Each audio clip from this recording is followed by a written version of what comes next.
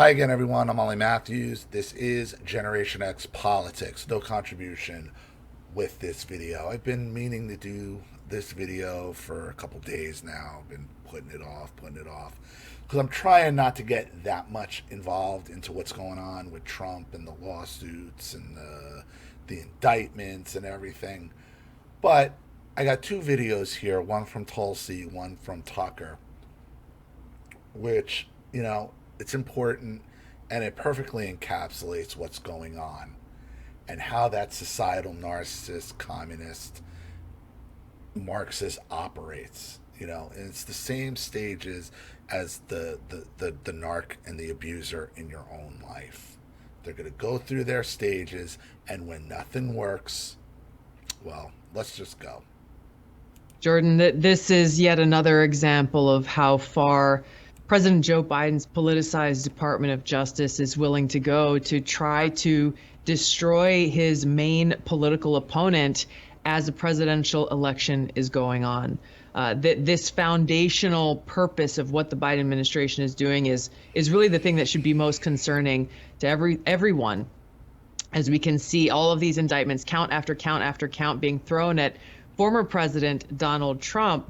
Is clearly an effort to divert his focus away from the campaign. And it's all election interference, because they can't beat him. They can't beat him heads up. They can't beat him fair and square. They can't. So they're trying to take him off the ballot any way they can, because they can't beat him when an 81-year-old demented old man, a demented pedophile. And what's their next best? Kamala, the cackle? Oh my God. Mr. Hair Gel, Hitler with a hair gel out in California. I mean, that'd be a bloodbath. He'd probably be easier than Biden, but he'd probably have a better chance than Biden, Newsom, of winning. But I mean, this is the best they have. Towards fighting on multiple fronts in these lawsuits, and to completely drain him and his campaign of resources, so that they can't drain him of resources. He's a billionaire.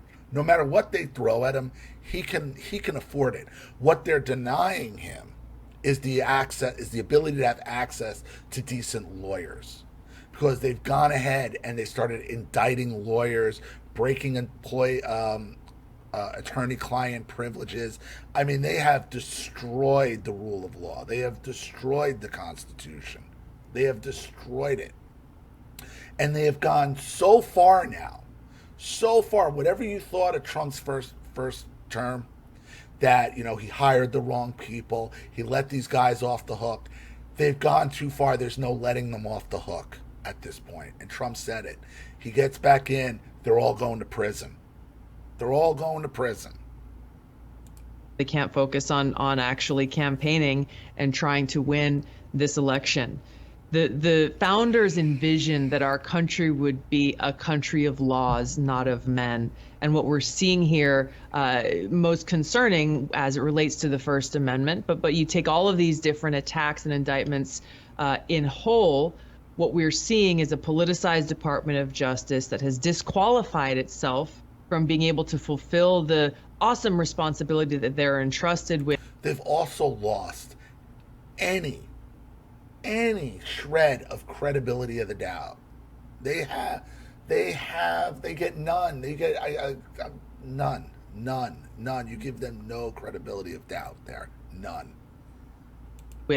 Because they are using it, first of all, to go after their political opponents, namely Donald Trump and his supporters, and also using the Department of Justice to protect the Democrat elite, namely. Right. There's no benefit of the doubt anymore. There's no credibility left. They've destroyed it. They destroyed it a long time ago. People didn't realize it. Now it's gone. Any benefit of the doubt that they had is gone. President Joe Biden, and by extension, Hunter Biden. So we're seeing how this politicized Department of Justice is being used to achieve both of those purposes, both of which harm the American people's interests, the interests of our country and our democracy. And none of this is going to work.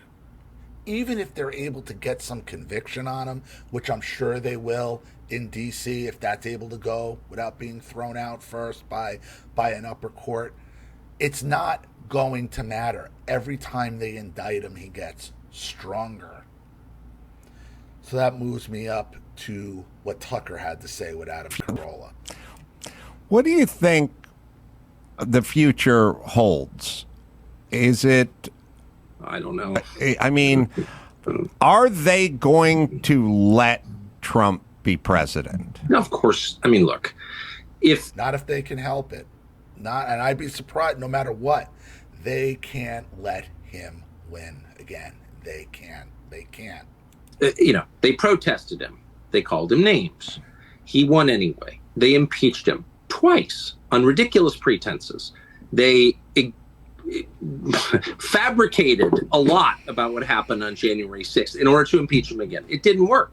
He came back. Then they indicted him. It didn't work. He became more popular.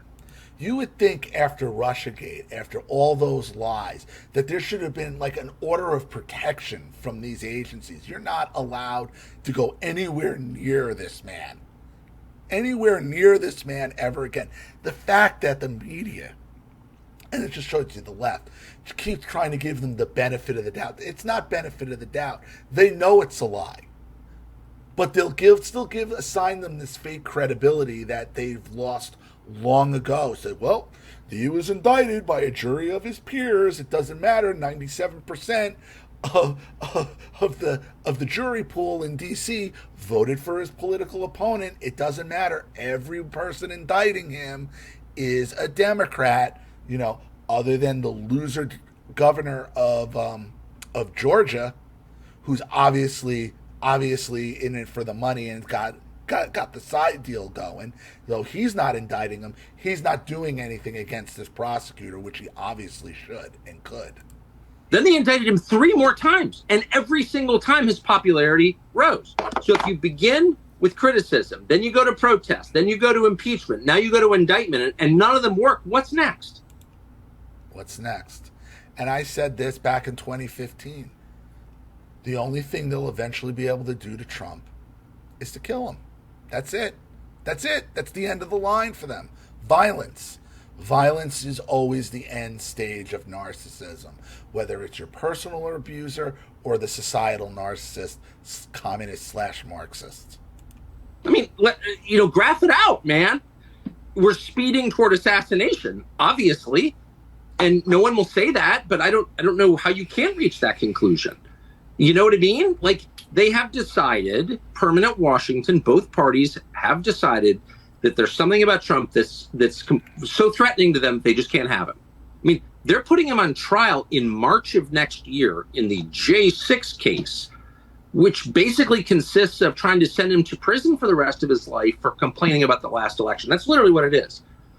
For knowing the last election was stolen and doing what's in the Constitution with the alternate electors. There's nothing he did that was illegal. Nothing. It's all in the Constitution. Even though Mike Pence says he had no legal authority to do it, and the left and everyone else says he has no legal authority to do it, then why did they change the law on certification as regards to the vice president? If he didn't have the authority to do it, why did they just change the law? Again, if this were happening in Moldova, the State Department would issue an all-hands-on-deck order to let the world know this is not a legitimate government. Which is how you know they've lost all credibility. And yet our government is doing it. It's like it's hard to overstate how bad this is, and I don't know where it's going, but there's a collision that's clearly imminent. And by the way, the president is senile in a way that's impossible to deny. Biden's not running the government. No, Obama is. It's all Obama's acolytes. That's all. It's the third term of Obama. So like, I don't know. I've never been this worried about anything as I am about where this is going. And the only reason they haven't done it now because they know that's going to be the tinderbox right there. And ultimately they're going to do it. They're going to probably do it anyway, try it anyway, because what other choice do they have? It's that, or Trump sends them all to prison when he gets back into office. If he's somehow able to beat all this. And it's going to be tough. They want him off. They're going to try to remove him on the 14th Amendment. That's bullshit. The real issue is they've cut off Trump's access to decent legal help, to legal representation by threatening lawyers and going after people's law licenses and charging and indicting indicting attorneys, violating attorney-client privilege. This is Banana Republic shit. This is Banana Republic shit, and this is where we're at. You know, the end stage to narcissism is always violence. It is their last step because they can't accept the consequences of their actions. And that's why they fear Trump so much. That's why. That's why they can never let him back in again. So, I'm going to leave it there, keep it short. Let me know what you think in the comment section below, everybody.